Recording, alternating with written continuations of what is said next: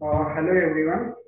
Thanks for giving the chance to present my research towards to another one nice concept, and this is the very important concept. And myself, Akshay Patil, I am working as a biostatistician in the Tata Memorial Center. I have the more than 3 years of experience in oncology field. I worked on a various clinical trial developing, designing as well as analyzing the clinical trial.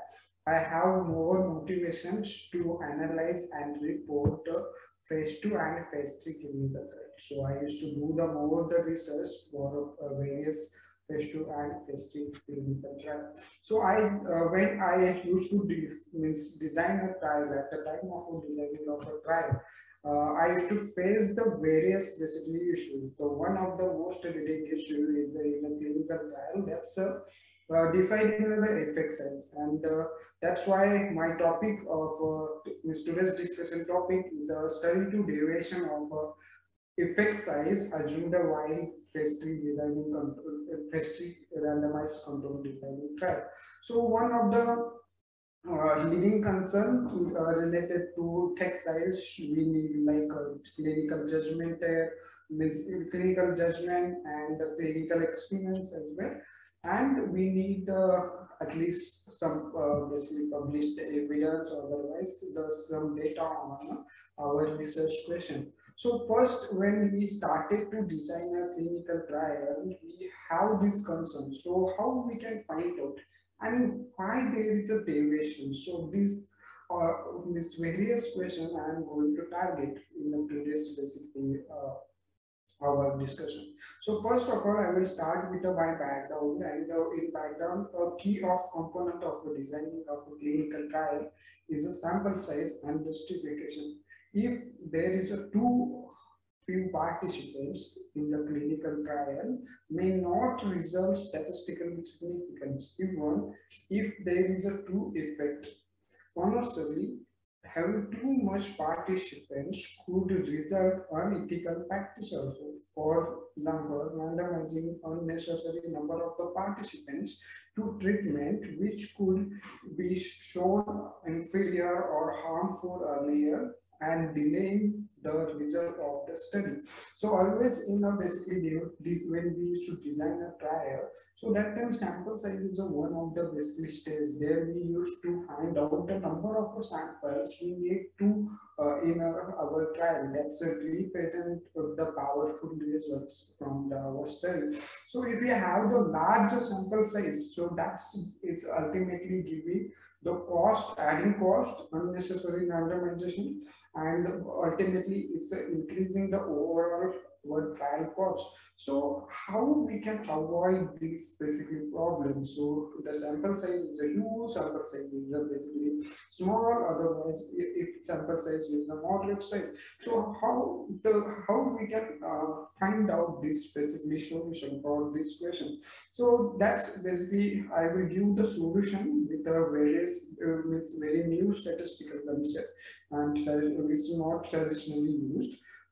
Yeah, so I will come back to the background. So however, when we are going to plan basically the clinical trial with the time to event data. Okay, in oncology setting, we have the various basically time to event data sets, and we have the various basically data sets is a defined over the this consideration as a time and event also.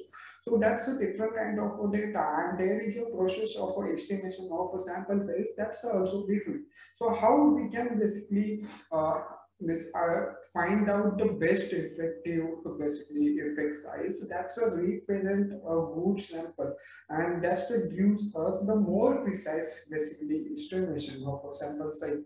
So that's I'm going to cover in my lecture, otherwise my presentation. And the most sensitive part of a traditional sample size manipulation is the anticipated difference or effect size between a treatment. And when it comes to estimation of a sample size in an oncology trial, it becomes the vital concern for the sponsor or the pharmaceutical industries and investigator also.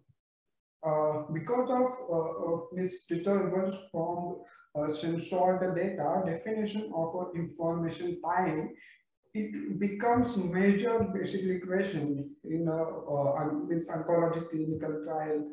And basically in oncology setting, we had the more the censored data. So how we can that lead, and censored is defined with the various basically aspects like patient is lost to follow, patient is not contacted site. So this is all question is there. So if there is a means more sample size and we not recruited fastly and on the basically our recruitment period, so it will be ultimately giving the impact on our overall clinical trial and results. So effect size is an important consideration in a sample size while designing the randomized control trial using a frequent approach. So there is a various estimation process to calculate the basically frequently the sample size for time to event data also. But we can use the different approach, innovative approach. That's a simulation based basically effect size, otherwise sample size calculation, and that's gives us the more precise, robust, and reliable sample size estimation.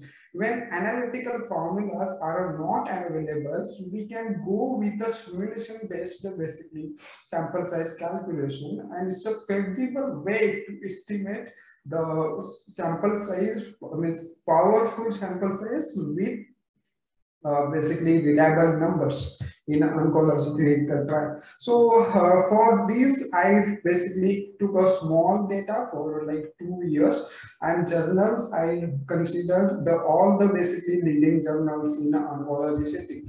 So first journal was like clinical oncology has a more basically publication, and Lancet Oncology I consider more the publication, and all after like British Journal Oncology and Annals Oncology I also consider for analyzing the data. So I withdraw the data from open databases and basically open basically access, and through that I comes to basically 85 basically RCTs in a basically 2 years. That's a 2000 and basically 2020. So not 85, but they reported these all are the basically extracted from my inclusion criteria. I just targeted for a superior trial. I just targeted there is a reported the sample size which a justification all.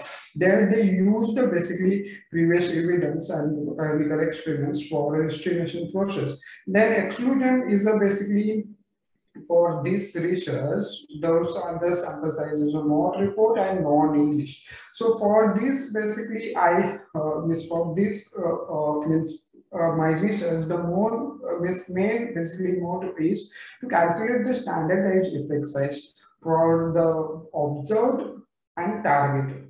And means for that I use these two formulas basically. And first of all, I will explain you. I use the basically simulation based the micro, and that's developed in a SaaS software, and that's gives us basically very precise estimation and reduction in a basically overall sample size also. And there is a benefit of 15 to 20% reduction in the numbers. For that, I use the Monte Carlo based simulation method, and through that I estimate the sample size.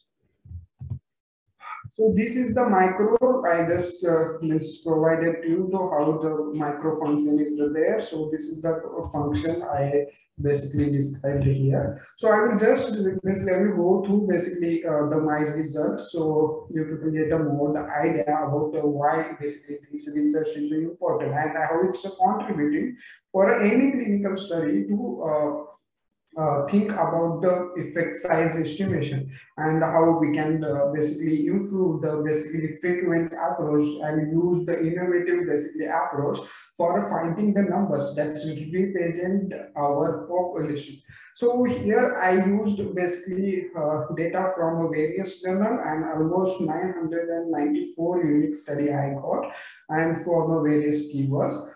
ultimately, I will come to final point. I selected the basically 85 studies. Those are the relevant to my question, and they reported all the parameters used for the sample size estimation. And this is the Prisma plot. It's explaining the how much publication I consider. So here in summary, basically when I analyze the basically for the data sets, so that time I understand. So leading journal is a basically 45.9 percentage publication in oncology, and it's like almost most of journals, means most of publication is a published in a JCU. I find out the treatment modality is yeah. So there is a basically most of published a trial in a chemo and a radiation setting. I find out the software used is a SaaS, is very less as compared to other software. So SaaS is a all over pharmaceutical industry is acceptable software and used most of used health development also. And there is a means various randomization technique is used, but stratified randomization technique with a permitted setting user used for various trials. I can see the basically stratification is done for more than 90% of a trial, and there is a more the trials in setting of two arms. Also, I find out the like most of the trial is it misdeveloped with a progression free endpoint as well as two arms setting.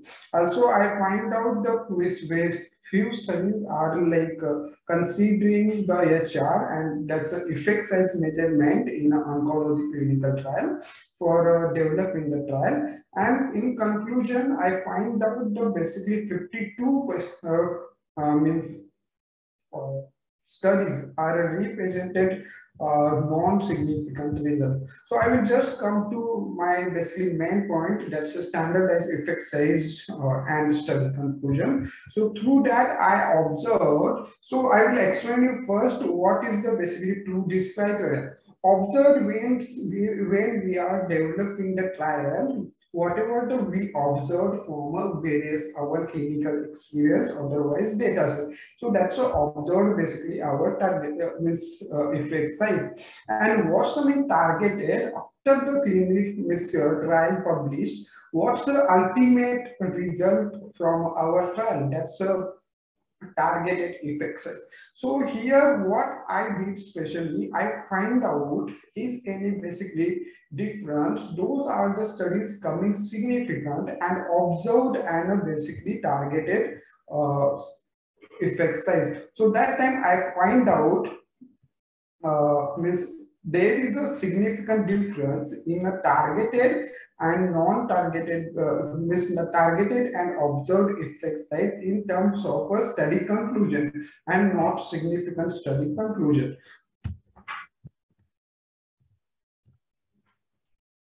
So there is a basically another I did the exploratory analysis with the various endpoints.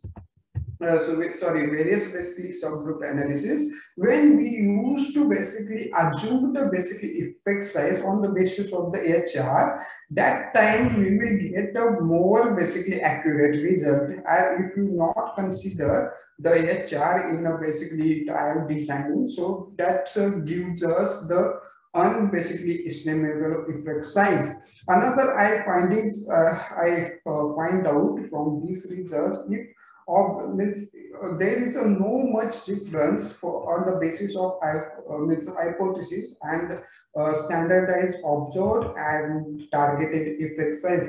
But when I did the primary basically end point based analysis, that time I understand the effect size means observed effect size and targeted effect size has a differences between in terms of basically primary endpoints.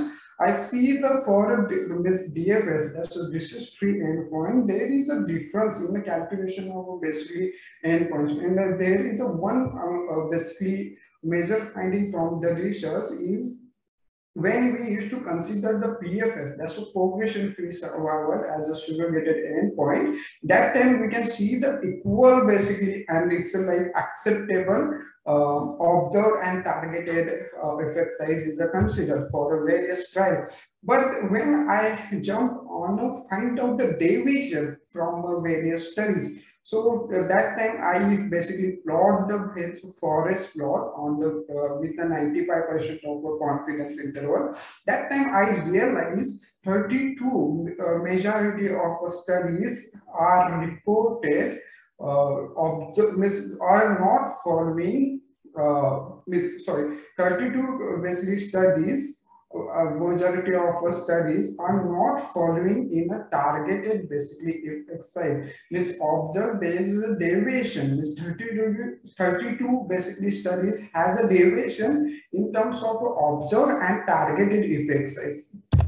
So I comes with the basically if there is a standardized effect size, so how much there is a difference. So that time I find out the targeted means effect size is a very less if you consider, and I can see the basically 73 is a 0.73 is 0.073 is a considered as a targeted basically effect size with confidence interval is 0.71 and 0.74. But when I analyze the basically meta-analysis result for observed basically effect size, that time I realize my observed effect size is not, means full observed effect size is not following in a targeted effect size. So there is a deviation there. I find out there we need to basically use the innovative approach like adaptive design, like a simulation based approach and otherwise Bayesian based approach to improve this deviation. So if you use these basically approaches, that time we can re-estimate the sample size. We can basically calculate the sample size on the basis of the various effect size, and we can select the effective effect size that's represent the our samples, and that time we can avoid these basically deviation. So from the trial I find out there is a 85 trial is published and 32 trials are taking is not basically reported where they observe the basically effect size, because they not use the literature based approach, otherwise clinical experience. I can find out there is some 80% of what cancer trials are a solid tumor and 78.80% with a chemotherapy treatment modality and 10% only with a radiotherapy. It was observed like 53% studies are showed the non-significant result, and there is a 61.2 of significant and insignificant studies were not basically come under the targeted sample size. So there is a huge basically number of studies are not falling in our targeted sample size. Means targeted sample size, otherwise effect size confidence interval also. And those studies are assumed basically HR for significance are not basically, those are studies are not reported basically in HR assumed or not assumed when designing of a trial. Those are ultimately shown the more non-significance in the study. So there we can highlight the basically one issue, otherwise one basically this issue. So we have to like when designing our stage, we have to consider the assumption in terms of hazard ratio. So yeah, this is the findings I explained previously. Like PFS has a more basically studies, and there is a statistical significant difference called find out in observed and targeted basically endpoints, and there is a basically majority of a trial is not significant if it is in terms of targeted and observed effect size. So I will directly jump on one case study. There I want to show them, show all of you to how the basically this simulation approach or it's a working. So this is the one trial I'm taking as a case, basically case study, and it's published in a reputed journal. It's Annals of Oncology. It's published in 2018, and I consider as a one example there in statistical analysis paragraph they reported how much the event and sample size they consider. Okay. So here the total sample size of a patient with without basically dropout rate, it's a 300 basically patients and 180 events is the considered. So basically when we used to calculate the sample size for time to event data, so that time we used to report the events and basically attrition rate and basically follow-up rate and all. So this study is accrued for 3 years and followed for 2 years. So 2 years. So total study is basically targeted for 5 years. So on the basis of this calculation, they achieved 300 basically sample size. With the dropout rate of 10%, the total sample size is 330. But when I used the sample size approach with a 10,000 basically simulation, so that time I can recognize there is a reduction in the sample size with a 15 to 20%. Also, they increase the power with a 5%, and there is a reduction in the event also with a 10%. So there is, we can, if we save at least the 50 to basically 80 samples for basically all the trials, it's ultimately reducing the cost of our whole the trial, and this logistic resources, otherwise trial related resources we can avoid for a patient various with these 50 patients. So from this case report we can understand there is a benefit to use this basically simulation approach for a reduction in the sample size. So from this basically research, I can understand basically when there is oncology trial is developed for from various basically sponsors, investigator of a study. So that time this effect size criteria and this advanced basically innovative approach like Bayesian adaptive design needs to be used to avoid basically trial negativity first of all, and to improve the robustness and reliability of a trial. And another basically recommendation, other findings I got, like we can avoid the making unrealistic assumption in oncology trial. We can use the basically this experience, private clinical experience based effect size, otherwise basically the clinical experience based data set for estimation of a sample size. Also, I find out there is a various deviation for targeted and observed effect size, but I will just want to convey one message from this research to when we are going to design any clinical trials, whatever the minimal clinical importance is a difference, that should be with a reliable clinical experience and reliable published articles, otherwise clinical data. Another, there is a very lots of basically innovative approach is developed in a statistics. That approach basically adding the value in a clinical trial. Ultimately, it's adding the value in a patient basically life for getting success of a trial. So we have to basically use the simulation approach, otherwise grid sequential adaptive approach. And I developed this macro with basically simulation, and this we can use for various adaptive design, this design setting also. And on the basis of this basically research, I am going to conclude that simulation based sample size is the best approach to use in a designing any clinical trial, otherwise any basically public health approach, and otherwise public health related study. And there we can use the Bayesian sample size estimation approach also, and that's also give us very small sample size and adequate powered basically the study, and that's also ultimately decreasing the cost and while preserving the basically reliability and robustness of this our statistical finding of our data.